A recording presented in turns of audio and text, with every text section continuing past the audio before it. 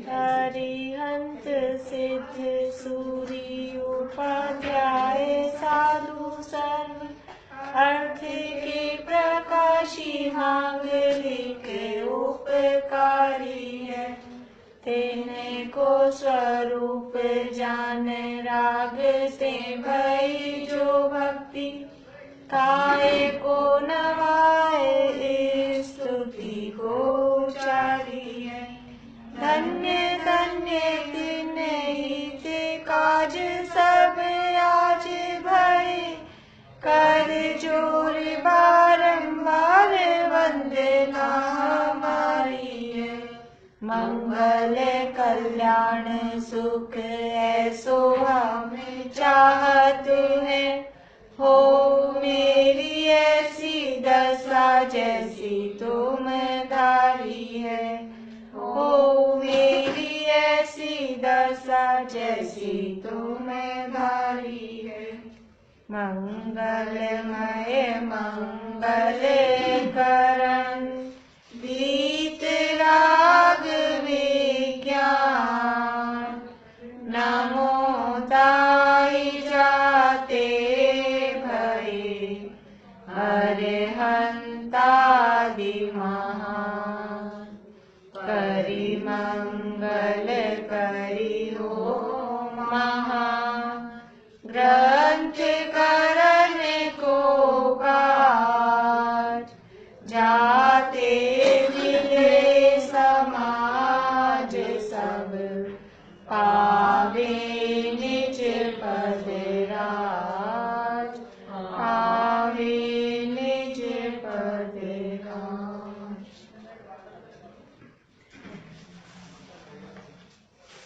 मोक्ष मार्ग प्रकाशक में अरहंत आदि से प्रयोजन सिद्धि ये प्रकरण अपना चल रहा है। मैंने आपसे एक दिन कहा था वो सुनने को प्रस्तावना का वो सब याद नहीं क्योंकि इसमें क्या है कि ऐसा कुछ तो है नहीं सुनने का। अब मैं बीच बीच में से ऐसे पूछूं कुछ गुरु का क्या नाम था, हाँ इसी टाइप से पूछूं कुछ आपको, वरना तो अपन आगे बढ़ते जाएंगे, रिवीजन तो कुछ होता ही नहीं। क्या नाम था उनका, ऐसे ही पूछोगे ना। पंडित टोडरमल जी की जन्म तिथि और मृत्यु तिथि संवत बताने हैं। जन्म का संवत और मृत्यु का संवत। बोले आंटी बताएंगे? नहीं बिला अभी नहीं। फिर क्या फायदा। एक मिनट क्या ज्योति को बोल देना जो थोड़ा थोड़ा सा दे जो पापा जी की सीरियस कंडीशन है जो सुना दूंगी। सीरियस हो रहे हाँ बोलिए आंटी। 1856 गलत या 1900 ये जन्म की 1823 जन्म की बता रहे हो कि मरण की बता रहे हो, ये बताओ पहले तो। देखो मृत्यु है 1823 और 24 हाँ है वो 1900। 1800 में जन्म होगा और 1800 में तो मृत्यु हो जाएगी, 1900 में जन्म होएगा। नहीं वो है ना विक्रम संवत 1900। विक्रम संवत ही है इसमें खाली। विक्रम संवत 1823। ये जन्म की है कि मरण की? अब जन्म की बताओ। जन्म किया 1900।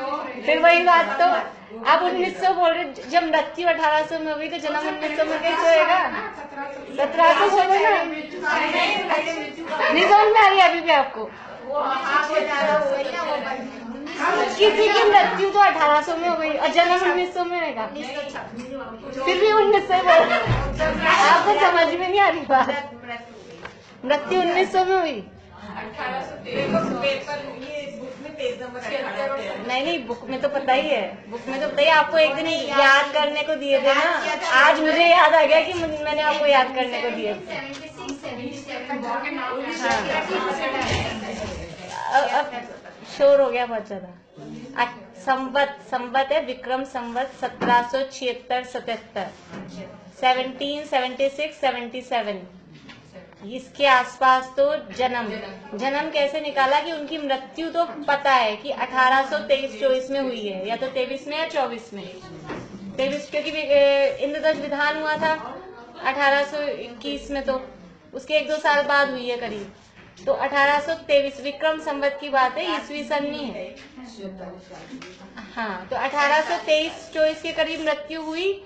तो उससे 47 वर्ष की उम्र उनकी मानी जाती है। उससे 47 साल पीछे जाएं तो जन्म तिथि आएगी विक्रम संवत 1776 और 77।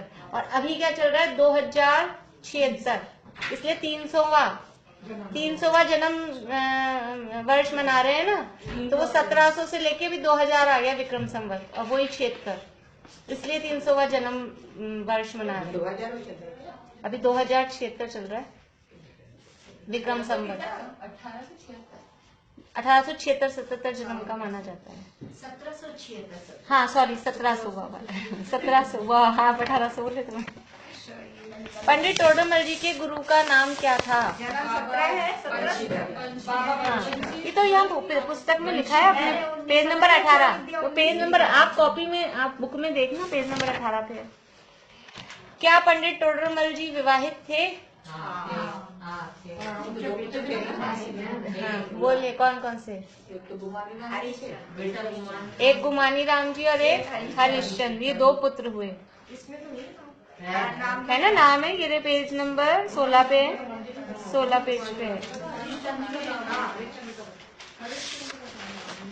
है ना। हरिचंद, नहीं हरिचंद है, हरिचंद।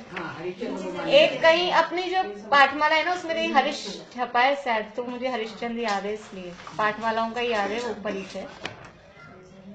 हरिचंद नाम। पंडित टोडरमल जी को आचार्य कल्प क्यों कहा जाता है? पंडित, अभी सबको एक साथ नहीं बोलना है, जिसको बोलना है वो एक ही जना बोले, हाथ खड़ा कर लें, या तो सब एक साथ बोलते हैं तो समझ भी नहीं आता, गड़बड़ हो जाती है। बोलेंगे पहले अभी, चलिए बोलिए। कल्प का मतलब होता है समाज, और जिनागम में आचार्य ने जो काम किया है वही काम पंडित टोडरमल जी ने किया है। तो उन्हें आचार्य तो कह नहीं सकते, क्योंकि आचार्य कहा जाता है नग्न दिगंबर गुरुओं को, तो इसलिए उन्हें आचार्य तो नहीं कह के आचार्य कल्प कहा। बहुत बढ़िया। और कोई 2 अर्थ अपन ने किए थे, और कुछ?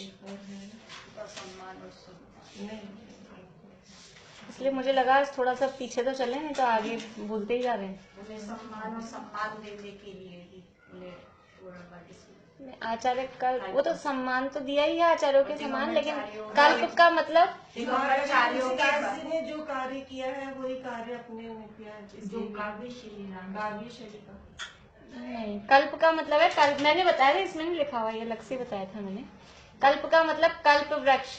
तो जिस प्रकार कल्प वृक्ष से जो मांगो वो मिल जाता है, इसी प्रकार जिस जीव की जो शंका हो उसका समाधान पंडित जी के पास मिल जाता था। इसलिए इसलिए भी उनको कल्प के आचार्य कल्प, मतलब ये कल्प शब्द इसलिए भी उनके साथ लगाया गया है।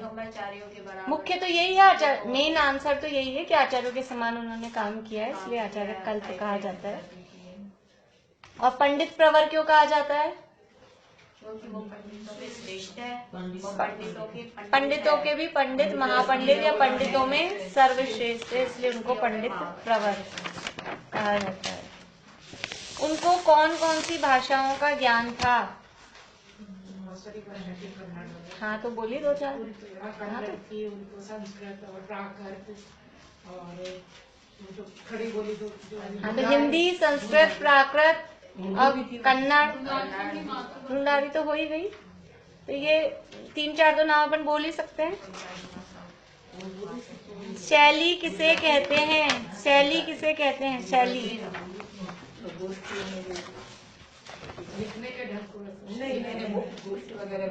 मतलब पंडित टोडरमल जी के समय जो आध्यात्मिक चर्चाओं की जो गोष्ठी हुआ करती थी उसको शैली कहा जाता था।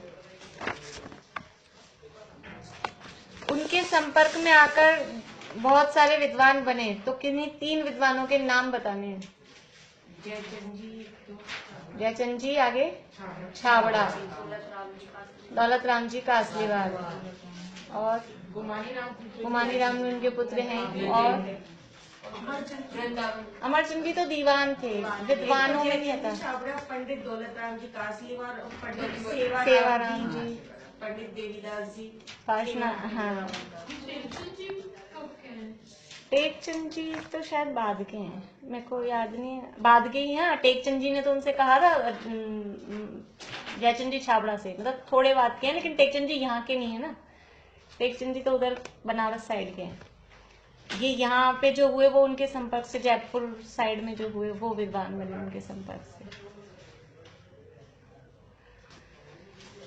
क्या पंडित टोडरमल जी को धवलादि ग्रंथ प्राप्त हो गए थे? नहीं हो पाए थे।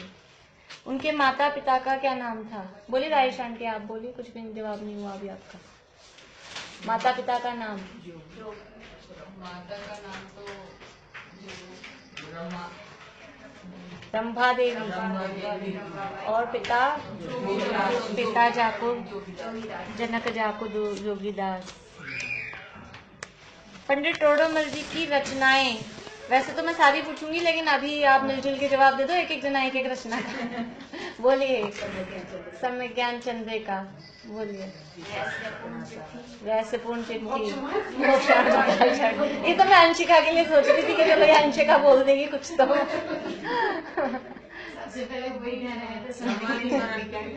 चले, और आप बोलिए। समाधि मरण पे तो गुमानी राम जी का है। ये सम्यक ज्ञान चंद्रिका बोल के आपने 5 लोगों की वो ले ली। क्योंकि इन सबका मिला के घोड़सार जीव, सम्यक ज्ञान चंद्रिका में कौन कौन से ग्रंथ शामिल हैं? बोलो प्रीति।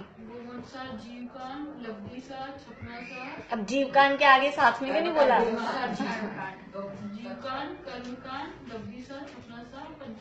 नहीं, बस त्रिलोकसार को इसमें नहीं लेना, त्रिलोकसार अलग है, 4 ही हैं। हाँ, और अर्थ संदृष्टि ये मिलके सम्यक ज्ञान चंद्रिका, त्रिलोकसार भाषा टीका अलग। मतलब उन्होंने जो सम्यक ज्ञान चंद्रिका नाम दिया इन 4 और अर्थ संदृष्टि को मिला के सम्यक ज्ञान चंद्रिका नाम दिया। अर्थ संदृष्टि अधिकार इसमें दिया है ना, अर्थ संदृष्टि अधिकार। ये सम्यक ज्ञान मतलब गोमट सार में जो गणित वाला टॉपिक था उसको उन्होंने अलग से लेके एक अलग बना दिया, उसका नाम दिया अर्थ संदृष्टि अधिकार। ये है ना, ये रहा पेज नंबर 23 पे 23। नहीं, पर वो यहाँ थोड़ा सा है, लेकिन ये रहा नीचे है। हाँ, इसी में नीचे है 23 नंबर पेज पे लास्ट पैरा। गोमटसार, जीवकांड, कर्मकांड, लब्धिसार, क्षिपणासार की भाषा टीकाएं टोडरमल जी ने अलग अलग बनाई थी, किंतु उक्त चारों टीकाओं को परस्पर एक दूसरे से संबंधित और परस्पर एक का अध्ययन दूसरे अध्ययन में सहायक जानकर उन्होंने उक्त चारों टीकाओं को मिलाकर एक ना कर दिया, उसका नाम सम्यक ज्ञान चंद्रिका रखा। अर्थ संदृष्टि अलग ही है, इसमें नहीं मिलाया, अर्थ संदृष्टि अलग है। हाँ, ये ऊपर है, देखो ऊपर वाला जो पैरा है ना मौलिक रचनाएं, और इसके नीचे वाला जो पैरा है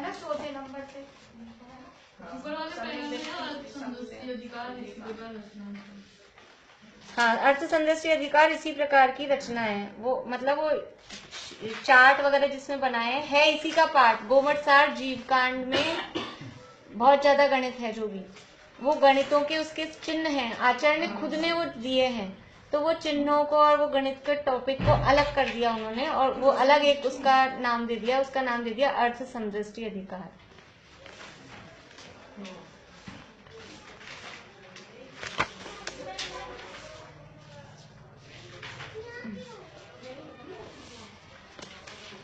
चलिए बाकी का कुछ कल पूछेंगे, फिर कल तो फिर 14 से, परसों पूछेंगे। कल ही तो है 14 से, कल 14 से।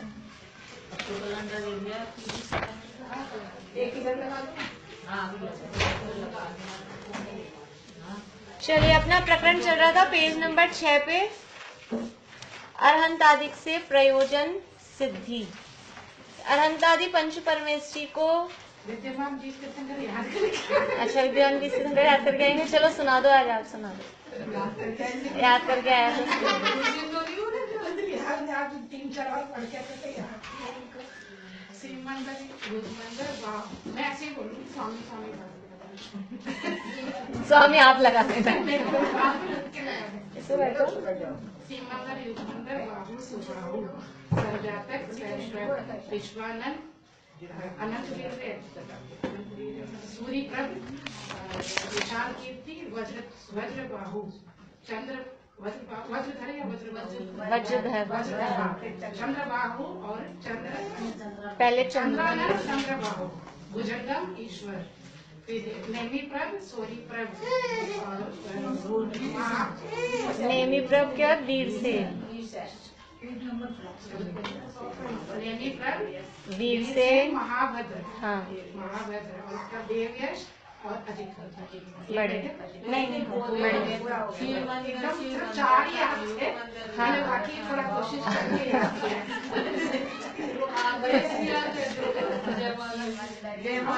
भाभी आप क्या सुना रहे हैं? मोना भाभी आप क्या सुना रहे हैं? 22 परिचय या 20 शंकर? चलिए 22 परिचय। हाँ भाई शांति बेला अभी हाँ सुधा ईशा शीत उष्ण दस्मसंक नगण्य अरिति स्त्री चर्या निषद्या शय्या आक्रोश बल याचना वद याचना अलोप अरोप अलाभ भोग स्पर्श मल सत्कार पुरस्कार प्रज्ञा ज्ञान प्रदर्शन आदर्शन प्रदर्शन ही आदर्शन बढ़िया बहुत अच्छा 20 सितंबर को परसों सुना देंगे बढ़िया अब आगे बढ़ते हैं हम यहाँ अनंत आदि पंच परमेश्वरियों को जो पूज्य पदों को नमस्कार किया तो उनसे हमारा क्या प्रयोजन सिद्ध होता है, क्योंकि कोई भी काम बिना प्रयोजन के नहीं किया जाता है। तो उनसे प्रयोजन की सिद्धि किस प्रकार होती है, तो सबसे पहले हमें अपना प्रयोजन पता करना पड़ेगा कि हम चाहते क्या हैं। पहले ये तो पता चले। कभी कभी ऐसे होता है घर में अपन मतलब कोई चिड़चिड़ा रहा हो, कुछ ऐसा हो, तो आखिर तुम चाहते क्या हो, तो वो इतना मतलब डिस्टर्ब होता है कि मुझे खुद को नहीं पता कि मैं क्या चाहता हूँ। तो हमें खुद को नहीं पता कि हमारा प्रयोजन क्या है। तो पहले अपना ये गोल तो डिसाइड कर लें, अपना ये तो निर्णय कर लें कि हमारा प्रयोजन क्या है, हम चाहते क्या है, क्या चाहते हैं हम, दुख दूर हो जाए और सुखी हो जाए, ये हमारा प्रयोजन है। तो इन पंच परमेश्वरियों को पूजकर इनकी पूजा भक्ति वंदना करने से हमारा दुख कैसे दूर हो सकता है और हम सुखी कैसे हो सकते हैं। तो अब उसके लिए दुख की और सुख की परिभाषा भी आनी चाहिए समझ में, कि वास्तव में दुख किसका नाम और सुख किसका नाम। तो दुख किसे कहते हैं? प्रतिकूलता को दुख और अनुकूलता को सुख नहीं कहते। सुख आके चला जाए तो आकुलता। ठीक है, पर एक शब्द में आकुलता का नाम दुख है और निराकुलता का नाम सुख है। जहाँ भी हमें आकुलता हो रही है, वही आके जहाँ मतलब हमें जहाँ आकुलता हो रही है मतलब जहाँ से हम हटना चाहते हैं, तो वो जगह, वो स्थान, वो चीज सुख नहीं है। और जहाँ से हम हटना नहीं चाहें, निराकुल रहें, उसका नाम है सुख। संसार में कोई भी द्रव्य क्षेत्र काल भाव, हाँ, वो सुख में अनुकूलता का वेदन होता है, दुख में प्रतिकूलता का वेदन होता है, वो वेदन होता है। संसार में कोई भी द्रव्य क्षेत्र काल भाव ऐसा नहीं है जहां हम हटना नहीं चाहें। पर द्रव्य क्षेत्र काल भाव बाहर में कोई भी ऐसा नहीं है, कोई भी जगह ऐसी नहीं है कि जहाँ से मतलब अभी बच्चे तो मोबाइल में लगे रहते हैं और मुझे ऐसा लगता है ये पता नहीं शास्त्रों की बातें भी इन लोगों ने झूठी कर रखी है।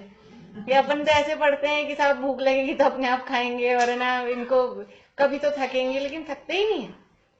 कंटिन्यू लगे रहे मोबाइल में, थकते ही नहीं है बिल्कुल। हाँ वो बड़े ही मतलब ऐसे विषयों में इतना आनंद भल, लेकिन ये तो खैर अपने को ऐसे लगता है थकते नहीं है, यूं कहने वाली बात है। थकान तो होती है उनको, आंखें दुख जाती है, बार बार में पोस्चर बदलते हैं, कुछ चेंज, वो सब क्या बता रहा है उनको कि थक तो रहे, लेकिन उसमें इतनी आसक्ति है कि हटना ही नहीं चाहते। ऐसे हमारी स्थिति है हम भी यहाँ संसार में समझ लो थक रहे हैं, लेकिन हमें स्वीकार नहीं करते कि हम दुखी हैं, और हम इसी में एडजस्ट, वो उसी में सुख मान के उसी में एडजस्ट होते हैं। अपन इसी में थोड़ी बहुत परिस्थितियों को आगे पीछे करके बदल के हम सोच रहे हैं हम आनंद में है जो भी है, क्योंकि इससे इसके अलावा कोई सुख की जगह, निराकुलता की जगह कोई और हो सकती है, ऐसी हमें कल्पना ही नहीं है। ऐसे उनको बच्चों को उसी में लगता है कि यही है बस। हमको समझ भी नहीं आता वास्तव में कि निराकुल सुख का भी कोई स्थान है और निराकुल सुख भी कोई चीज होती है, क्योंकि आज तक उसका स्वाद ही नहीं चखा। आजकल रसगुल्ले में आज तक यही चखा है, रसगुल्ले में सुख है कि टीवी पिक्चर मोबाइल इनमें सुख है, या फिर समझ लो पहनने ओढ़ने में सुख है, गर्मियों में एसी में और सर्दियों में रजाई में, यही सुख लगता है। रजाई ओढ़ के निवास आ जाए रात में लगता है अब सुखी, और ठंडा ठंडा बिस्तर लगे जब तक दुखी। इसके अलावा पंच इंद्रिय विषयों के अलावा सुख की कल्पना ही नहीं की हमने, हो ही नहीं सकती, कभी देखा ही नहीं ना। तो वास्तव में इन विषय भोगों में सुख नहीं है, ऐसा पहले निर्धारण हो। इसका नाम सुख नहीं है, निराकुलता का नाम सुख है, और वो सुख प्राप्त करना हमारा प्रयोजन है। तो अरहंतादि पंच परमेष्ठी को पूजकर उनको भक्ति वंदना करने से हमारे इस प्रयोजन की सिद्धि किस प्रकार होती है, वो बात यहाँ पर विचारते हैं। तो देखो चालू कहाँ से किया, प्रयोजन मतलब बात थी अरहंत आदि को पूजने से हमारे प्रयोजन की सिद्धि कैसे होती है। चालू कहाँ से कर रहे हैं, आत्मा के परिणाम 3 प्रकार के, आत्मा पे आ गए। बात तो आपको पंचपरमेष्ठी की बतानी थी ना, आत्मा पे क्यों आ गए, इसको इससे अपन ने पढ़ तो लिया था, लेकिन कनेक्ट कैसे किया है। बिल्कुल ये आत्मा के परिणाम पेज नंबर 6 पे लास्ट पैरा 3 प्रकार के हैं, संक्लेश, विशुद्ध और शुद्ध।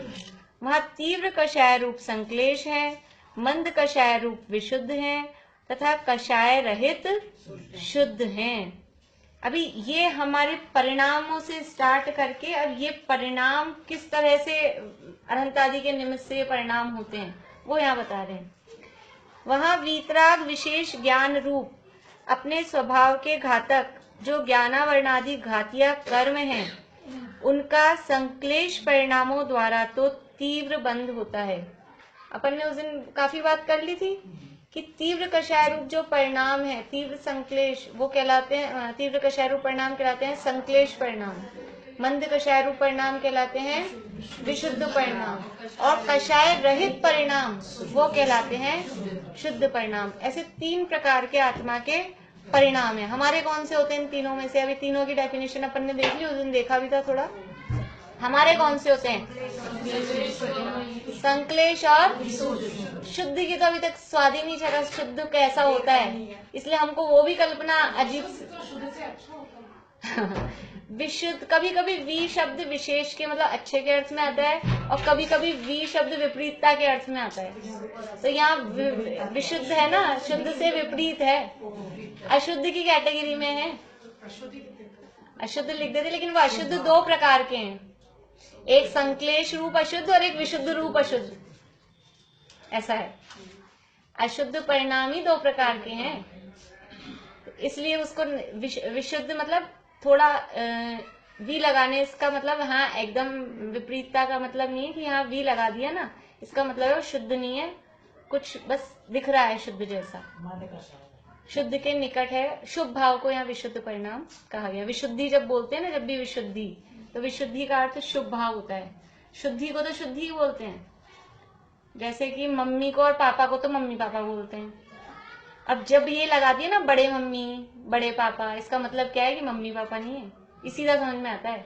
अपने भाई को भाई बोलेंगे, अपनी बहन को बहन बोलेंगे, और धर्म का भाई धर्म की बहन, वो धर्म लगाते ही पता लग जाता है कि नकली है, असली नहीं है। ऐसे ही जहाँ बड़े पापा बड़ी मम्मी, वो दूसरा शब्द लग गया ना, समझ में आ जाता है। कोई अपने मम्मी पापा को नहीं बोलता बड़ी मम्मी और बड़े पापा, छोटी मम्मी और छोटे पापा, वो ऐसे, वो बात अलग है, वो एक बात अलग है ऐसे। लेकिन यूं तो ताऊ जी को, ताई जी को, चाचा चाची को आज के जमाने में उन्हीं को बोलते हैं ना, या कभी कभी कोई दादा दादी को भी बड़ी मम्मी बोल दे, वो बात अलग है। लेकिन नॉर्मली साधारण उस परिस्थितियों में अपन देखें 99% उदाहरण को एक देश ही समझना चाहिए, तो वो बड़े मम्मी बड़ा वर्ड लगा दिया, इसका मतलब ही वो रियल नहीं है। ऐसे ही यहाँ शुद्ध के साथ वी लगा दिया ना, इसका मतलब असली शुद्ध नहीं है, वो शुद्ध से अलग ही है, विपरीत ही है। हाँ, तो हमारे पत्नी के पहले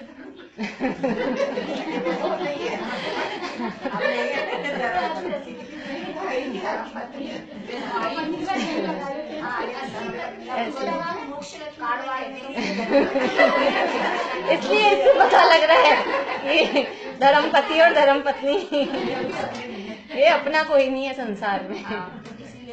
तो हमारे कौन से परिणाम है? संक्लेश, विशुद्ध और शुद्ध में से हमारे कौन से हैं? संक्लेश है और विशुद्ध है। ठीक है, ज्यादा कौन से हैं? विशुद्ध बोल तो दिया हमने कि हमारे विशुद्ध है, लेकिन कितनी देर होते हैं? दिन में घंटे कितने होते हैं? 24। और 1 घंटे में पूरे टाइम या विशुद्ध रहते हैं क्या हमारे परिणाम? अंतर्मूल से ज्यादा रहते ही नहीं है। और फिर हमने क्या बोल दिया, हमारे 2 टाइप के परिणाम है। वहाँ एक व्यक्ति ऐसा मिल गया ना कि वो काका जी बोलता है, तब तो हमने उसको हाईलाइट कर दिया। और यहाँ हमारा इतनी सी देर का वो रहता है और हम बोल रहे हैं कि वास्तव में हमारे जीवन में क्या चल रहा है। 3 प्रकार के परिणाम है। शुद्ध तक तो हम पहुंचे ही नहीं, और शुद्ध तक संक्लेश करते करते या संक्लेश परिणाम होते होते शुद्ध भाव होंगे भी नहीं। शुद्ध में पहुंचने से पहले विशुद्ध परिणाम आएंगे।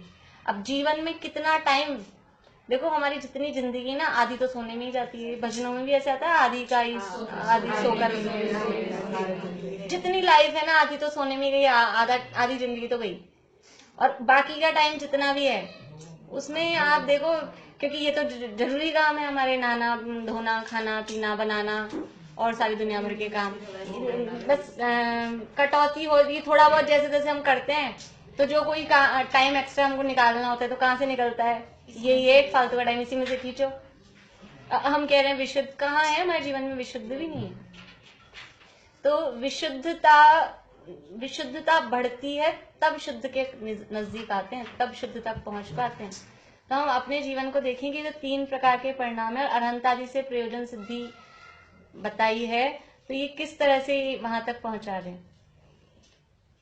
तो वहां भीतर विशेष ज्ञान रूप अपने स्वभाव के घातक जो ज्ञानावर्णादि घातिया कर्म हैं, उनका संक्लेश परिणामों द्वारा तीव्र बंध होता है। अभी यहाँ तो कर रहे हैं घातिया कर्मों की बात, अभी आगे जाके अघातिया की भी बात करेंगे कि संक्लेश परिणामों से घातिया कर्मों का तीव्र बंध होता है। अगर हमारे परिणाम संक्लेश हैं, मतलब तीव्र कषाय रूप परिणाम है।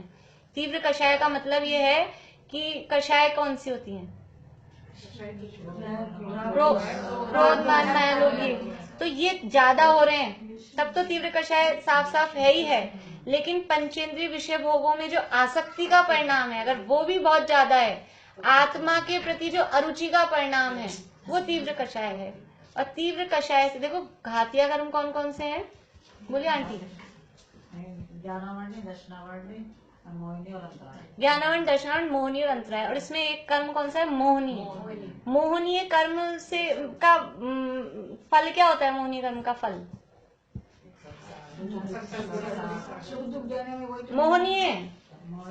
मोहनीय का फल क्या है? हाँ, मिथ्यात्व का मतलब, मिथ्यात्व का मतलब है हम अपने आत्मा को नहीं जान पा रहे हैं। हम अपनी आत्मा को नहीं जान पा रहे हैं। सुख दुख का अनुभव तो वेदनीय का काम है। हाँ, लेकिन अभी मोहनी का फल ये है ना कि हम मिथ्यात्व प्रकट हो रहा है। मिथ्यात्व प्रकट हो रहा है मतलब उल्टी मान्यता, शरीर को आत्मा माने जा रहे हैं, हम अपने को नहीं पहचान पा रहे। तो ये घातिया कर्मों में तीव्र बंध हो रहा है, तीव्र मिथ्यात्व भी साथ में बंध रहा है। हम अपने आप को जान नहीं पाते हैं संक्लेश परिणामों के कारण। अभी ज्ञानावरण, दर्शनावरण, अंतराय की तो बात छोड़ो आप, ये मिथ्यात्व सबसे बड़ा है ना पाप, उसका भी बंद हो रहा है संक्लेश परिणामों के कारण। और हमारे जीवन में 24 घंटे में कैलकुलेशन सब अपनी अपनी लगाना। आज रात को सोते समय कितना देर विशुद्ध हो रहा है। देखो ऐसा नहीं कि घर गृहस्थी का काम करते करते परिणाम विशुद्ध नहीं हो सकते, वो तो अंतर्मूर्त में बदलते हैं। लेकिन हम अपने परिणामों को कितना पकड़ पा रहे हैं और हम अपने परिणामों पे कितना कंट्रोल कर पा रहे हैं। क्रमबद्ध की जो चर्चा होती है ना, क्रमबद्ध की चर्चा तो फैक्ट है, वस्तु स्थिति है कि जो परिणाम और जो होना है वो सब निश्चित है, लेकिन उपदेश की भाषा अलग होती है। उपदेश में परिणामों को संभालने के लिए ही कहा जाएगा, वहां क्रमबद्ध नहीं लगाया जाता है, क्योंकि ये अभी वर्तमान में अभी हमारे हाथ में ही दिखाई दे रहे हैं। हम चाहें, इतना कंट्रोल हमारे ऊपर है हमारा कि हम चाहें तो जिस तरफ अपनी दिशा को घुमा सकते हैं। तो हम अपना एनालिसिस करें कि हमारे परिणाम किस तरफ जा रहे हैं, दिन भर में कितना, और हमारी स्थिति कैसी, भूमिका तो ऐसी है हमारी कि जो काम कर रहे थे उसी में पूरा उपयोग लग जाता है। यहाँ जो काम कर रहे हैं वहां इतना उपयोग नहीं लगता, लेकिन और जो काम करते हैं उसमें उसी में उपयोग लगा रहता है, तो वो परिणाम संश्लेष रूप ही चलते रहते हैं विषय भोगों की। तो कोशिश करें हम कि उस समय भी ये बात ध्यान में लिया, जैसे अब ये जो आज बात पड़ी ना, ये वाली बात ध्यान में लाएं और उसमें भेद विज्ञान करने की कोशिश करें, तो तब भी परिणाम विशुद्ध हो सकते हैं। तो संश्लेष परिणामों द्वारा ज्ञानावरणादि जो चारों घातिया कर्म है उनका तीव्र बंध, उनकी स्थिति भी ज्यादा बनती है, उनका अनुभाग भी ज्यादा बनता है। संश्लेष परिणामों से घातिया कर्मों की स्थिति भी ज्यादा बनती है, और अनुभाग, स्थिति अनुभाग समझ में आया कि वो लंबे समय के लिए बनते हैं और बहुत ज्यादा फल देने वाले बनते हैं। और विशुद्ध परिणामों द्वारा मंद बंद होता है। अगर विशुद्ध परिणाम है तो घातिया कर्म तो बंध रहे हैं। क्यों बंध रहे हैं घातिया कर्म? दोनों हमेशा ही बनते हैं। आयु कर्म को छोड़ के सातों के सातों कर्म हर समय बनते रहते हैं, तो बन तो रहे हैं, लेकिन जब हमारे परिणाम विशुद्ध होते हैं तो उनका मंद बंद होता है, और जब हमारे परिणाम संश्लेष होते हैं तो उनकी स्थिति अनुभाग ज्यादा बनते हैं। अब वो क्या होता है, विशुद्ध परिणामों द्वारा मंद बंद होता है, और तथा विशुद्ध परिणाम प्रबल हो तो पूर्व काल में जो तीव्र बंद हुआ था उसको भी मंद करता है। देखो हमारा वर्तमान का परिणाम, अभी इस समय का परिणाम, दुनिया में कोई सा भी मतलब साइंस ऐसा लिया हो, कोई सा भी सिस्टम ऐसा लिया हो जो पास्ट में चेंज कर सके। पास्ट में कोई चेंज कर सकता है? भूतकाल में परिवर्तन, भूतकाल में कोई परिवर्तन नहीं कर सकता, जो हो ही गया। हाँ, जो गई, जो बीत गई सो बीत गई, बीती दाई विसार दे। लेकिन ये केवल ज्ञानी का जो है ना प्रयोगशाला विस्मय, ये विस्मय वाली प्रयोगशाला ये है, ये वीतराग विशेष ज्ञान, ये ऐसा साइंस है, ये ऐसा विज्ञान है जो कहता है कि हम अपने अभी के परिणाम से भूतकाल को भी बदल देंगे। हम वो दुनिया में तो लोग ऐसे कहते हैं हम पहाड़ों में से पानी निकाल देंगे, हम पता नहीं किसको पता वो कर देंगे। यहाँ कहते हैं कि हम अपने भूतकाल को भी बदल देंगे। भूतकाल भी बदला जा सकता है। कैसे बदला जा सकता है?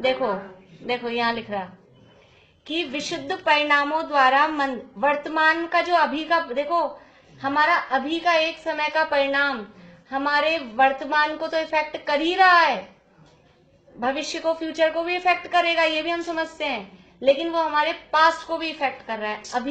अभी प्रेजेंट का परिणाम प्रेजेंट को भी इफेक्ट कर रहा है, उससे प्रेजेंट इफेक्टेड हो रहा है, उससे फ्यूचर इफेक्टेड हो रहा है, और उससे पास्ट भी इफेक्टेड। तीनों काल हैं। समझ में आ रहा है? कुछ लोगों को तो समझ में आ गया। देखो कैसे पढ़ते हैं फिर से। विशुद्ध परिणामों द्वारा मंद बंद होता है तथा विशुद्ध परिणाम प्रबल हो, बहुत प्रबल हो, तो पूर्व काल में जो तीव्र बंद हुआ था उसको भी मंद करता है। पिछले जो पहले जो बंद हो गए थे ना, बहुत बंद हो गया स्थिति और अनुभाग का, पाप का, और अभी आपने इतने विशुद्ध परिणाम किए, बहुत प्रबल विशुद्ध परिणाम किए, तो वो मंद हो जाएंगे, उसमें अपकर्षण हो जाएगा, कमी आ जाएगी। और भी ज्यादा विशुद्ध हो, ऐसे विशुद्ध हो, तो वो उसको कन्वर्ट भी कर सकता है। जो कोई व्यक्ति बिजनेस करता हो और उसको बहुत घाटा हो गया, बहुत ज्यादा लॉस हो गया, मतलब समझ लो पाप का बंद हो गया, संश्लेष परिणाम। अब इसमें समझना एक्चुअल में जो है, तो उसको घाटा हो गया। अब क्या करे, वो घाटा कैसे पूरा, इतना घाटा हो गया मतलब एक्सेस नहीं।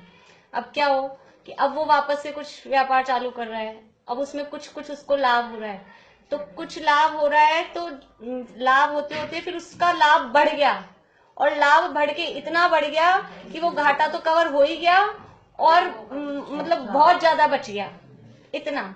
तो ऐसे ही कि पहले में हमारा घाटा हो गया था, संक्लेश परिणामों से बहुत पाप बंद हो गया था, तीव्र बंद हो गए थे। अभी परिणाम विशुद्ध हुए, तो अभी जो परिणाम विशुद्ध हुए उस परिणामों से भविष्य में तो अच्छा बन ही रहा है, और वर्तमान में परिणाम विशुद्ध है तो वर्तमान भी अच्छा हो ही रहा है। लेकिन जो पूर्व में इतना पाप बंध गया था संक्लेश परिणामों से, वो पाप अब आपकी वो विशुद्धता किस लेवल की है उस पर डिपेंड करता है कि वो पाप या तो कम, पाप मतलब वो पाप का जो बंध हुआ है उसकी स्थिति अनुभाग कम हो जाए, या फिर बहुत ही ज्यादा प्रबल है तो वो स्थिति अनुभाग पाप की जगह पूरे के पूरे पुण्य में कन्वर्ट हो जाए। ऐसा भी वर्तमान के परिणाम से संभव है। देखो एक कहानी आती है, संजीव जी सुनाते हैं बहुत बार अपने प्रवचनों में, चंदन सेठ के नाम से, सुनी होगी किसी ने अगर प्रवचन सुना हो तो। एक था चंदन की लकड़ी का व्यापार था, एक सेठ था, सुनिए आप लोगों ने तो वो कुछ लोगों ने नहीं सुनी, शायद सुना देती हूँ शॉर्ट में। तो चंदन की लकड़ियों का उसका व्यापार था। तो एक दिन राजा की सवारी निकली वहां से, गांव से राजा की सवारी निकली, सब लोग अब प्रधानमंत्री आ रहे हैं नरेंद्र मोदी अभी अपने यहाँ स्मारक के बाहर वाली रोड पे, तो अपन जाएंगे कि नहीं सब देखने, तो सब बाहर उमड़ उमड़ के देखने आ गए। और वो सेठ जी ऊपर अपने महल की जो भी उसका था कोठी की झरोके से ही देख रहा और राजा साहब को जजमेंट कर रहा। और वहां खड़े खड़े उसको विचार आया कि राजा है और अभी ये मर जाए, मेरे पास तो बहुत डेड स्टॉक पड़ा है चंदन का, और राजा मरेगा तो चंदन भी जलाएंगे तो अपना सारा स्टॉक निकल जाए। ऐसा उसको एक क्षण का ये परिणाम आ गया। उसको परिणाम आया, इधर राजा को परिणाम आ गया कि कैसा कितना अहंकारी सेठ है, सारी दुनिया नीचे आई है, ये इसको इतना अहंकार हो गया, नीचे भी उतर के नहीं आ सकता, ऊपर से जजमेंट हो रही है, ऊपर से सलाम ठोक रहे हैं। तो राजा को ऐसा विचार आ गया और मंत्री को आदेश दिया, मंत्री जी कल सुबह इनको सेठ जी को फांसी पे लगा देना। उसको परिणाम आया, दोनों का कोई कनेक्शन नहीं है, मन में उसके आया, मन में इसके आ गया, और उसको परिणाम ऐसा आते ही सेठ जी को तुरंत फिर ये विचार आया कि अरे रे क्या सोच रहा हूँ मैं, राजा के लिए कोई ऐसे सोचते हैं क्या, ऐसे किसी के मरने के लिए, मारा वारा नहीं था उसने, मरने का विचार किया तो फांसी की सजा, मरने के विचार से तो फांसी की सजा सुना दी। और फिर तुरंत परिणाम बदले कि अपने राजा के लिए कोई ऐसा सोचते हैं अपन, ऐसा किसी के लिए भी नहीं सोचना चाहिए, मैंने राजा के लिए ऐसा सोचा, बिल्कुल नहीं, ऐसा नहीं सोचना चाहिए, गलत परिणाम कर दिया मैंने। उसने ऐसा सोचा, दोनों अपने अपने चले गए। अगले दिन सुबह हुई, मंत्री जी ने कहा राजा से कि ले आए पकड़ के सेठ जी को लगा दें फांसी। राजा के भी सोचा कि अरे बाबा इतनी सी बात के लिए क्या फांसी देना, कोई ना कोई कारण रहा होगा, नहीं उतर के आया, कोई बात नहीं छोड़ो। उधर उसके परिणाम बदल गए, इधर इसके परिणाम बदल गए, तुरंत मिल गया। अभी तो यहाँ तो कहानी है, ये तो कहानी है, तो इसमें दिखा रहे हैं कभी कभी हो सकता है लंबा टाइम भी। अब ये वो किस पे परिणाम फर्क पड़ रहा है कि हमारे परिणाम कितने प्रबल कैसे थे। एक और उदाहरण आता है, दादा सुनाते हैं कभी कभी, किस प्रकरण में सुनाते हैं वो मुझे ध्यान नहीं, लेकिन कि दो लोग थे, एक तो जा रहा था मंदिर और एक जा रहा था पिक्चर देखने, सुना होगा वो भी कुछ लोगों ने, दादा सुनाते हैं उसका। तो वो जो पिक्चर देखने गया था उसने कहा चलो पिक्चर देखने, तो वो बोला कि नहीं मैं तो मंदिर ही जाऊंगा। तो ठीक है, लेकिन दोनों अपने अपने से, वो बोला तुम मंदिर चलो, वो भी नहीं माना ये भी नहीं माना, दोनों अपने अपने ही गए। तो जो मंदिर जा रहा था उसको पाँव में कांटा चुभ गया, ठोकर लगी, थोड़ी सी लग गई, हल्की सी लग गई उसको। और जो पिक्चर देखने गया उसको कोई रुपयों की थैली मिल गई। तो वो बोला, दोनों फिर मिले बाद में, तो बोला देखो मैं कितने फायदे, मेरा पिक्चर भी देख के आया और रुपयों की थैली भी मिल गई, और तुम तो मंदिर आए थे, मंदिर भी गए, तुम्हारे लग भी गई। फिर दोनों समझ लो कोई मुनराज के पास या ज्योतिषी के पास जैसे भी गए और पूछा कि ऐसा कैसे हो गया, ये तो मंदिर जा रहा था और मैं तो पिक्चर देखने गया था फिर भी।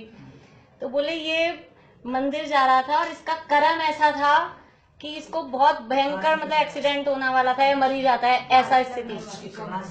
हाँ, फांसी लगने मतलब इतना, हाँ आयु पूरी, फांसी लगने वाले मतलब आयु पूरी नहीं होने वाली थी, लेकिन उसको इतना भयंकर फल मिलने वाला था कि बिल्कुल मरणासन या मर जाए इस तरह का। और उसका वो क्योंकि उसके मंदिर जाने के परिणाम रहे और वो अशुभ में नहीं गया और विशुद्ध परिणामों से मंदिर जा रहा था, तो उसका वो फल कम होके कितना सा रह गया कि कांटा लगा या जो ठोकर लगी वो हुआ। और तुम जो पिक्चर देखने गए, पिक्चर देखना मतलब एक शब्द है, वो तो जो भी विषय भोगों में गए, और वहां तुमको लाभ तो होने वाला था करोड़ों का, और तुमको ये 100 रुपए की थैली मिल गए बस, तो वो तुम्हारा जो पुण्य था ना, वो पुण्य कम हो गया, इसका जो पाप था वो पाप कम हो गया। तो ये परिणामों के वजह से, ये जीवों के हमारे परिणामों में उतार चढ़ाव हो जाता है। तो इसमें कहते हैं कि शैल और ये हड्डी, इसका कन्वर्सेशन लता में नहीं, वो तो अलग है, वो अलग है।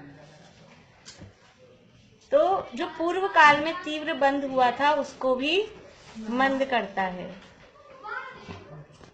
शुद्ध परिणामों द्वारा बंध नहीं होता, केवल उनकी निर्जरा ही होती है। दोनों स्थिति ले सकते ना, जैसे तीव्र को मंद में कर देगा और जो मंद बंधे हो तो उदय में जो आए तो उसको तीव्र भी कर सकते। हाँ, कर सकता ना। अभी उदाहरण में कहानी है कि मान लो कोई ने पाप ऐसा किया हो, पहले कम पाप किया हो, मतलब कम फल वाला, और फिर उसने बहुत ज्यादा परिणाम खराब कर लिए, तो उसका पाप का और बढ़ गया फल। वो मतलब सब में इस तरह से लगाना, जैसे भी, जैसे वो पुरूरवा भील वाली आती है ना कहानी कि उसने कौवे के मांस का त्याग किया था, तो वो कोई देव या देवी आई तो पूछी कि कहाँ जाएगा, तो पहले तो भवनत्रिक में जाने वाला था, फिर वो और पक्का रहा अपने उसमें, तो फिर अब वहां जा रहा है। तो इस तरह से परिणामों के हिसाब से वो कर्मों में फेरबदल हो सकता है, हो जाता है। पर उनके तो हो गया जो पर विद्यमान 20 तीर्थंकरों में सब दूसरा नरक में ही है। नहीं आगे तो देखो, आयु नहीं, जिनमें पॉसिबल है उन्हीं में हो सकता है। आयु कर्म में संक्रमण नहीं होता, उत्कर्षण अपकर्षण उसमें भी संभव है, तो वो जितना पॉसिबल हो गया, रायक्षणिक का हो गया।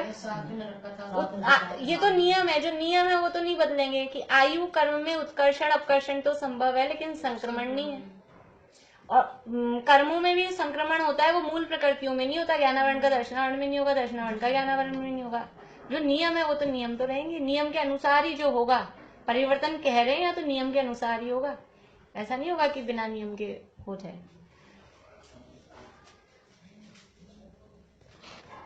देखिए, तथा विशुद्ध परिणाम प्रबल हो तो पूर्व काल में जो तीव्र बंध हुआ था उसको भी मंद करता है। शुद्ध परिणामों द्वारा बंध नहीं होता, केवल उनकी निर्जरा ही होती है। संक्लेश परिणामों से तीव्र बंध होता है, स्थिति अनुभाग का पाप घातिया कर्मों में। संक्लेश परिणामों से पाप, सारी पाप प्रकृतियों में, या तो घातिया तो केवल विशुद्ध के हिसाब से भी लिया है। संक्लेश परिणामों से तो सारे ही पाप प्रकृतियों में, पाप प्रकृतियां ख्याल में है कितनी होती है? पाप प्रकृतियां टोटल 100 और पुण्य प्रकृतियां 68। अभी नाम नहीं पूछ रही हूँ मैं, 100 और 68, 100 और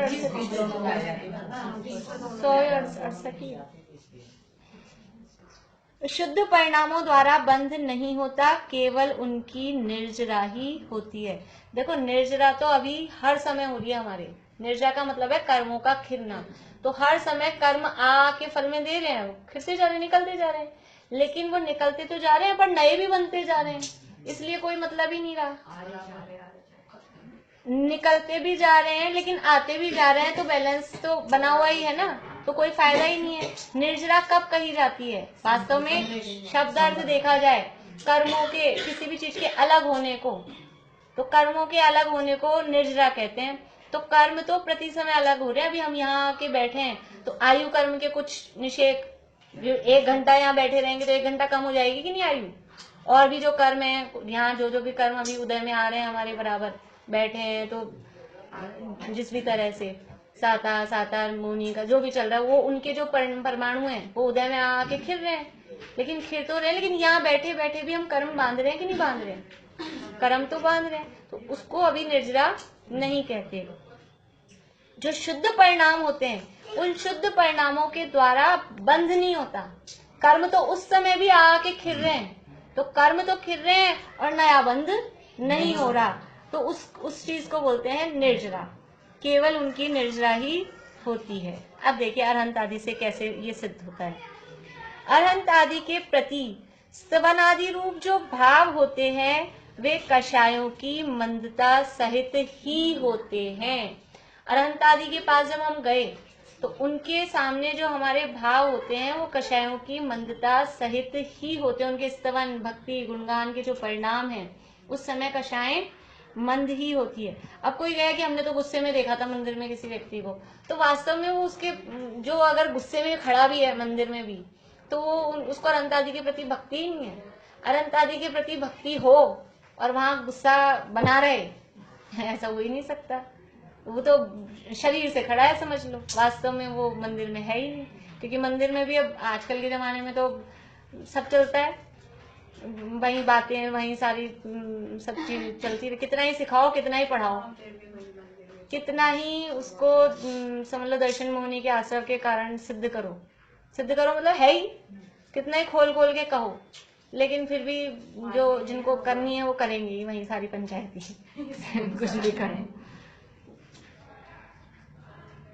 तो अनंत आदि के प्रति स्तवनादि रूप जो भाव होते हैं वे कषायों की मंदता सहित ही होते हैं, इसलिए वे विशुद्ध परिणाम हैं।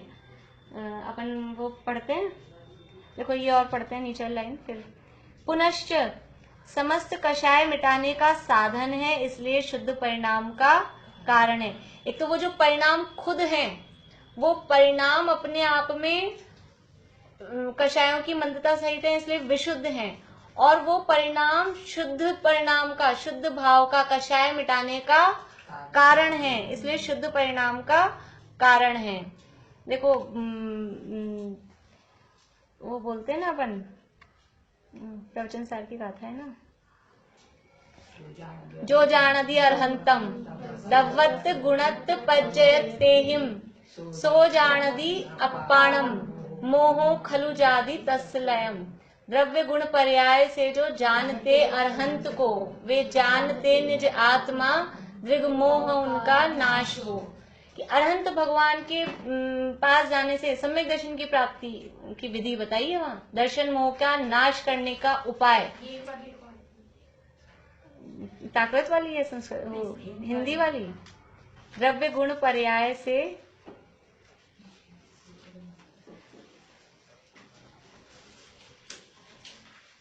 जो जानते अरहंत को, ये अपने ना वहां लिखी शायद, ये बाहर, हाँ सात कक्ष के घर। द्रव्य गुण पर्याय से जो जानते अरहंत को, वे जानते निज आत्मा,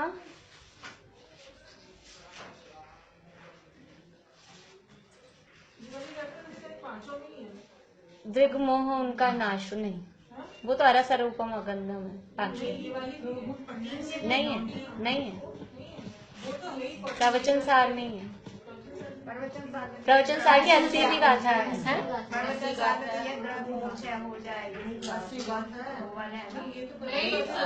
ये वो अलग है, वो गाथा अलग है। ये 80वीं गाथा का पद्यानुवाद दादा ने जो किया है वो यही है, वो यही है, वो अलग है, वो अलग है। नहीं वो भी इसी में, वो 86वीं गाथा है, वो 86वीं गाथा है प्रवचन सार की। चलिए अपन क्या बता रहे थे, उनका नाश हो, तो हाँ जो जानते अनंत को, जो अनंत को जानते हैं, उनका दर्शन मोह। द्रव्य गुण पर्याय से जो जानते अरहंत को, यानी अरहंत भगवान को उनके द्रव्य से, गुण से और पर्याय से जानते हैं, मतलब अरहंत भगवान का जो यथार्थ स्वरूप जानते हैं। तो अरहंत के समान जो अपनी आत्मा को जानते हैं, कि अरहंत के समान ही हमारी आत्मा है। द्रव्य से मिलान किया, गुण से मिलान किया, पर्याय से मिलान किया। यद्यपि हमारा मिलान करने के लिए हमेशा सिद्ध भगवान से किया जाता है, लेकिन ये अरहंत भगवान से अपना मिलान किया। क्यों? क्योंकि अरहंत भगवान यहाँ हमको दिखते हैं, हमारे जैसे दिखते हैं, सिद्ध भगवान तो दिखते कहाँ हैं हमको। तो इसलिए अरहंत भगवान से मिलान करके भी अपनी सिमिलैरिटी सिद्ध की है। तो द्रव्य गुण पर्याय से जो जानते अरहंत को, वे जानते निज आत्मा, वो अपनी आत्मा को जानते हैं। मंदिर जाने का, भगवान के दर्शन करने का फल क्या है? ये है फल, कि जिस आज तक अगर ये फल नहीं मिला, इसका मतलब क्या है? दर्शन ही नहीं किया हमने, भगवान को जाना ही नहीं आज तक। क्योंकि जो भगवान को जान लेता है, जो भगवान के दर्शन कर लेता है, उसको अपने आत्मा के दर्शन हुए बिना रहते नहीं है। तो वे जानते निज आत्मा, दृग मोह उनका नाश हो। जो भगवान को जान रहे ना द्रव्य गुण पर्याय से, उनका दर्शन मोह, द्रग मोह यानी उनका दर्शन मोह नष्ट हो जाता है। दर्शन मोह नष्ट हो जाता है मतलब सम्यक दर्शन प्रकट हो जाता है। तो ये जो विशुद्ध परिणाम, अरहंत भगवान के पास गए तो वहां परिणाम विशुद्ध हुए, और परिणाम विशुद्ध हुए, उनके स्वरूप का विचार किया।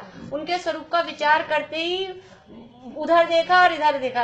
भाई साहब बताते, शांति जी भाई साहब, तू सिद्ध मैं सिद्ध, तू किसका बताते हैं, टिक टिक, तू सिद्ध मैं सिद्ध, तू सिद्ध मैं सिद्ध।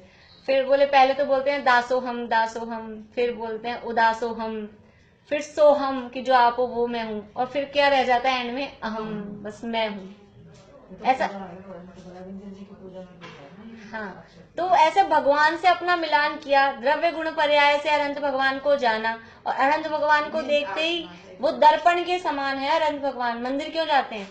सुबह नहा धोकर कांच देखना पड़ता है, कांच देखना पड़ता है ना नहा धो के, तो वो कांच वहां नहीं है घर में, ये है कांच यहाँ पे मंदिर में। क्योंकि वो जो कांच है वो किसको दिखाता है? वो मुझे थोड़ी ना दिखाता है, मुझे अपना स्वरूप देखना है ना, नहाए धोए बाद में कि अपन सही है कि नहीं है। तो वो कांच में क्या दिख रहा है घर में? उसमें मैं नहीं दिखता हूँ, उसमें तो पुद्गल दिख रहा है, शरीर दिख रहा है। तो अपने को देखने के लिए कहाँ आना है? नहाते धोते ही सीधे मंदिर आना चाहिए फिर, या पहले अपन अपने आप को देख लें ठीक ठाक है कि नहीं है। तो मंदिर में आके भगवान से अपना मिलान करना, तो वो जानते निज आत्मा, वो अपनी आत्मा को जान लेते, दर्शन में उनका नाश हो जाता है। तो ये विशुद्ध परिणाम शुद्ध परिणाम का कारण है। तो ये प्रयोजन की सिद्धि हुई कि नहीं हुई? अनंत आदि से असली जो प्रयोजन है।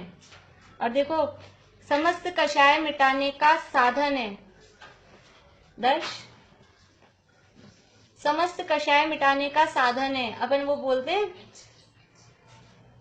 दर्शन पाठ, दर्शनम देव देवस्य दर्शनम पाप नाशनम। भगवान का देव यानी जितेंद्र देव, उनका दर्शन करना वो क्या है? पापों का नाश। यह पंच नमस्कार मंत्र सब पापों का नाश करने वाला है। पंच नमस्कार मंत्र मतलब ये पंचनमस्सियों का नमस्कार, पंच नमस्कार मंत्र में और क्या है? उसी की तो चर्चा चल रही है यहाँ पर। तो ये भगवान के दर्शन करना, उनकी पूजा भक्ति स्तुति करना, ये पापों को नाश करने का, पापों को नाश करना मतलब विशुद्ध परिणाम। पहले पाप नष्ट होते हैं, शुभ भाव होते हैं, विशुद्ध परिणाम होते हैं, और फिर वो विशुद्ध से भी विशुद्ध छूट जाता है, शुद्ध में आ जाते हैं, शुद्ध में पहुंचते हैं, विशुद्ध अपने आप छूट जाता है। पापों को तो बुद्धि पूर्वक छोड़ा जाता है, पाप के तो त्याग की प्रेरणा दी जाती है, फिर पुण्य के त्याग की प्रेरणा नहीं दी जाती है। पुण्य तो जो विशुद्ध परिणाम जिसके हो रहे हैं उसको ये अपने आप समझ में आता है कि ये मेरा लक्ष्य नहीं है, यहाँ इस जगह अटकना, ये पहुंचना नहीं था यहाँ मुझे, ये तो रास्ता है। तो वो जो विशुद्ध में पहुंचा है और फिर वो विशुद्ध से शुद्ध को प्राप्त कर लेता है, तो वो विशुद्ध अपने आप छूट जाते हैं। और जो विशुद्ध में आके शुभ भावों में ही आके सोचता है अपना तो हो गया काम पूरा, तो वो सड़क पे ही है, रास्ते में ही रहेगा, वो मार्ग में ही रहेगा, मंजिल तक पहुंच ही नहीं पाएगा। ये साधन है, लेकिन साधन समझें, साधन समझेंगे तो साधन को छोड़ेंगे। ऑटो कहीं भी जाने आने का, कैब है, ऑटो है, वो क्या है? साधन है, यही बढ़िया है, इसी में बैठे रहो, तो फिर इसी में बैठे रहो, जहाँ पहुंचना है पहुंच ही नहीं पाओगे, वो तो साधन है। तो ये शुभ विशुद्ध परिणाम है, ये शुद्ध परिणाम के साधन है। तो दर्शनम देव देवस्य दर्शनम पाप नाशनम दर्शनम स्वर्ग सोपानम। पाप का नाश होगा तो विशुद्ध परिणाम होंगे, विशुद्ध परिणाम बने रहे तो कहाँ हम जाएंगे? स्वर्ग सोपानम। और फिर दर्शनम मोक्ष साधनम, और वही दर्शन, भगवान का दर्शन वही मोक्ष का साधन है। अभी पाप के नाश का कारण है, स्वर्ग पहुंचने की सीढ़ी है। पाप का नाश होगा तो बीच में अगर रास्ता रहेगा, टाइम रहेगा, तो स्वर्ग सोपानम है। और असली तो क्या है? मोक्ष साधनम, मोक्ष का साधन है। वही यहाँ का है कि ये शुद्ध परिणाम का कारण है। विशुद्ध परिणाम प्राप्त करना ये हमारा लक्ष्य नहीं है, लेकिन वो शुद्ध परिणाम का साधन है, इसलिए विशुद्ध परिणाम प्राप्त किए जाते हैं। सो ऐसे परिणामों से अपने घाती कर्म की हीनता होने से सहज ही वीतराग विशेष ज्ञान प्रकट होता है। अनंत आदि के भक्ति पूजन स्तवन करने से वो जो घातिया कर्म है उनमें मंदता आती है, उनका जो उदय चल रहा होता है उनका उदय मंद होता है। मोहनीय कर्म मिथ्यात्व भी ढीला पड़ता है। भगवान के दर्शन पूजन भक्ति करने से, स्वाध्याय करने से, समझ लो षट आवश्यकों का पालन करने से, तत्व विचार चिंतन करने से मिथ्यात्व नष्ट नहीं हुआ, लेकिन वो मिथ्यात्व ढीला होता है। वो जो ऐसे जकड़ के पड़ा था ना, वो कमजोर पड़ता है। कोई भी चीज को तोड़ने के लिए पहले उसको ढीला करना पड़ता है। नारियल फोड़ते हैं तो पहले उसको धीरे धीरे धीरे धीरे ढीला करते हैं, तो ढीला होता है तो आसानी से निकल जाता है। गांठ भी खोलते हैं अपन तो एकदम से थोड़ा ना खुल जाती है, पहले उसको थोड़ा यूं यूं करके ऊपर से नीचे से ढीला करते हैं, ढीला होने पर वो खुलता है। तो ऐसे ही जो मिथ्यात्व गाढ़ा जमा हुआ है, तो यहाँ भगवान के पास आने से वो ढीला होता है, ढीला होता है। अब जब वो गांठ ढीली हुई, अब उसको जोड़ लगा के खोल लो तो ठीक है। और हमने क्या किया, गांठ तो ढीली की और फिर वो एक तरफ से खींच दी। तो हम मंदिर में आए, भगवान के दर्शन पूजन स्तवन किए और वो मिथ्यात्व ढीला पड़ा, और फिर क्या होता है, बस ढीला पड़ते ही निकल के चलो, और फिर वहीं कषायों में संकलेश में, तो वो गांठ वापस से फिर कस जाती है। फिर दूसरे दिन आते हैं, फिर थोड़ी थोड़ी ढीली करते हैं, फिर वापस जाते हैं, फिर कस लेते हैं। बस वहीं इतना ही प्रोग्राम चलता है अपना, इसलिए वो बेकार हो जाती है सारी मेहनत की। तो वो उसी समय जब परिणाम हमारे वो ढीली पड़ी है ना, देखो बर्फ जमाते हैं, बर्फ आइस ट्रे में अब निकालनी है, वो टाइट जमी हुई है, तो क्या करते हैं, उसको थोड़ा सा पानी आनी डाल के ढीला करते हैं। अब जैसे ही वो ढीली होने लगी, फिर से फ्रीजर में रख दिया, और फिर निकाल के लाए 1 घंटे बाद, अब फिर वही वापस से टाइट। तो हमारा ये हाल नहीं होता है कि यहाँ जैसे जैसे ढीला होने लगता है, बाहर निकलते क्या, ये तो आजकल थोड़ी शांति है समझ लो, नहीं तो अंदर ही यहाँ होम साइंस की क्लास चालू हो जाती है। थोड़ी देर विचार मनन चिंतन, इसको एकदम से जान ऐसे वो नहीं कर देना चाहिए। चिंतन मनन थोड़ा अपना विचारों में, भाई साहब की बहुत अच्छी लगती है, शांति जी भाई साहब कहते हैं ना, टॉफी चूसो। टॉफी को बच्चे से चबा चबा के नहीं खाते जल्दी से। हमारे तो जिन्हों को च्यवनप्राश दो ना, अब 1 चम्मच दिया, ऐसे आप समझो आधे घंटे तक उस 1 चम्मच के एक दाना जैसे खाता है। इतनी देर मुझे ऐसे ही मजा आता है स्वाद मिलने के खाने। वो बच्चों को आता है 7 दिन, अपने को तो टाइम ही नहीं है इतनी देर, अपन तो दम दम एकदम से। तो यहाँ ये जो जिनवाणी है, इसको चिंतन मन, जितनी देर हम सुनते हैं, जितनी देर हम पढ़ते हैं, उससे बहुत ज्यादा हमको विचार करना चाहिए, चिंतन करना चाहिए, सोचना चाहिए। रविंद्र जी यही कहते हैं, पढ़ लिया तो उसको मंथन करो पहले आप। स्वाध्याय का मतलब है कि किताब पढ़ना स्वाध्याय नहीं है, चिंतन मनन उसका नाम स्वाध्याय है। हम ये नहीं कहते, मतलब कोई कहे जीवन में अपने हिसाब से आ जाएगा, जब अंदर जितना चलता है वो जीवन में अपने हिसाब से अपने आप आ जाएगा, लेकिन अंदर उसको जुगाली चलनी चाहिए, उसका विचार चलना चाहिए। तो ये जो गांठ हमारी ढीली पड़ती है ना, वो गांठ ढीली पड़े तो थोड़ी देर उसका असर रहेगा, वो उसका ढीलापन बढ़े, उसकी कसावट नहीं पड़े, अगले दिन हम आए तो वो और उतनी तो रहे कम से कम और नहीं तो ये अरहंत आदि से ये प्रयोजन हमारा सिद्ध होता है, इससे हमारा मिथ्यात्व गलता है। देखो एक मिथ्यात्व तो खत्म ही हो गया, अरहंत भगवान के दरबार में आते ही, जिनेंद्र भगवान के मंदिर में आते ही ग्रहित मिथ्यात्व तो गया, एक मिथ्यात्व तो पहले ही गया, तो एक तो यही हो गया। और फिर अब जो ये अग्रहित जमा हुआ है वो ढीला पड़ता है। कितना सारा काम तो हो गया, कितना सा काम बचा है, वो इतना सा काम हमें करना है। हम तो यही मान के चलते हैं कि जो यहाँ आया है वो इनकी वीतरागता को जान के समझ के, इनके प्रति भक्ति भाव समझ के आया है। अपन तो यही मान के कहते हैं, वो तो सब अपनी अपनी जाने जो भी जैसे भी है। सच्चे स्वरूप को ही समझा तो ग्रहित मिथ्यात्व। यहाँ तो कह रहे हैं भगवान के दर्शन ही उसने किए, कि जिन्होंने उनका स्वरूप नहीं समझा तो दर्शन कहाँ किए। स्वरूप समझ के दर्शन करना ही वास्तव में दर्शन करना है। इसलिए सो ऐसे परिणामों से अपने घाती कर्म की हीनता होने से सहज ही वीतराग विशेष ज्ञान प्रकट होता है। अब ये घातिया कर्म की हीनता हुई तो वीतराग और विशेष ज्ञान, यहाँ तो मुख्य रूप से कह रहे हैं कि समझ लो सम्यक दर्शन प्रकट होता है, ऐसा अर्थ समझ लो कि जितने अंशों में कषायों का अभाव हुआ उतने अंशों में वीतरागता प्रकट होती है। एक कषाय चौकड़ी का अभाव हुआ तो उतनी वीतरागता, दो कषाय चौकड़ी का अभाव हुआ तो उतनी वीतरागता, और तीन कषाय चौकड़ी का अभाव हुआ तो उतनी, और चारों का हो गया तो उतनी, उस हिसाब से। और इस हिसाब से ज्ञान का लगाना कि ज्ञान सम्यक तो हो ही गया है चौथे गुण स्थान में, और जैसे जैसे बढ़ते हैं तो कषाय मंद होती है तो ज्ञान का उगाड़ अपने आप ही होता है। श्रेणी की स्थिति में पहुंचने में कितने विशुद्ध परिणाम, श्रेणी की स्थिति जो है भले ही उपशम श्रेणी भी हो, बहुत विशुद्धि का परिणाम है, बहुत विशुद्धि का परिणाम है। तो वहां प्रवेश करते ही, और वीतरागता तो है ही, ज्ञान कितना हो जाता है, शुक्ल आद्य पूर्व विदय, पहले शुक्ल ध्यान में प्रवेश करते ही पूर्वविद हो जाते हैं। तो ये घाती कर्म की हीनता हो रही है ना। तो कर्मों को पढ़ने से अपने को एकदम क्लियर समझ में आने लग जाता है। अभी क्या मैं आपको बता नहीं सकती हूँ, क्योंकि अभी आप लोगों को वो क्या बोलते हैं कि बंद विच्छित्तियां वगैरह वो पता नहीं है ना, कि वो ऊपर के गुणस्थानों में पहुंचे कितने कर्म बंधना रुक गए। अभी तो अपन ने खाली समझ लो 41 थोड़ी सुनी हुई है, पहले गुणस्थान में 16 और दूसरे गुणस्थान में 25, आगे आगे गुणस्थानों में सारे चले जाते हैं, बंधना रुक जाते हैं, फिर उदय विच्छित्ति, फिर सत्व विच्छित्ति क्रम से होती जाती है। तो वहां श्रेणी के गुणस्थानों में बहुत हल्का हो गया जी। तो ये सहज ही ये ऐसा वीतराग विशेष ज्ञान वहां पर प्रकट होता है।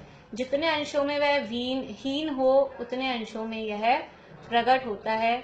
इस प्रकार अनंत आदि द्वारा अपना प्रयोजन सिद्ध होता है। ये अपना असली जो प्रयोजन था वीतराग और विशेष ज्ञान, ये पीछे लिख दिया। हमारे इस अवसर में वीतराग विशेष ज्ञान का होना वही प्रयोजन है। प्रयोजन क्या है? वीतरागता प्रकट करना, और वीतरागता के साथ विशेष ज्ञान तो एक के साथ एक फ्री वाला है। विशेष ज्ञान वास्तव में अकेला हमारा प्रयोजन नहीं है, वो तो हो जाएगा सहज ही। वीतरागता, क्योंकि राग से ही दुख है, इसलिए वीतरागता वो हमारा असली प्रयोजन है। तो वो प्रयोजन ये अरहंत आदि को की भक्ति स्तुति करने से हमारा ये प्रयोजन सिद्ध होता है। हो गया समय? चलिए आगे फिर अब परसों लेंगे।